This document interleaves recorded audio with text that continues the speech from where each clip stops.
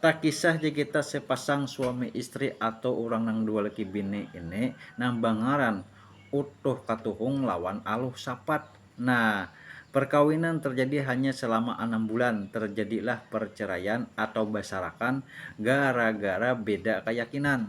Jadi ringkas kisah, imbah terjadi basarakan atau perceraian tadi, utuh katuhung ini menjadi galau lalu mencari kawan curhat. Didatanginya lah kawannya nang bangaran utuh kalimbuai. Ringkas kisah, imbah mengisahkan jika terjadi perceraian atau basarakan tadi, utuh kalimbuai ini bertakun. Ujar utuh kalimbuai, kenapa sebabnya buah nikam tuh bisa basarakan atau jadi perceraian ini? Padahal perkawinan nikam tuh hanya terjadi selama 6 bulan. Ujar utuh kalimbuai menjawab, itu hanya gara-gara kami ini beda keyakinan. Takajud utuh kalimbuai ini, beda keyakinan.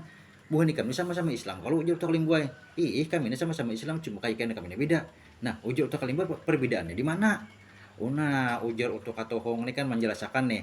Ujar mama aku lagi kan dipadahkan aku nih orang nambungas.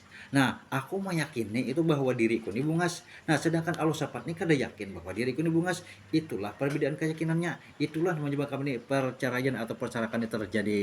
Gitulah.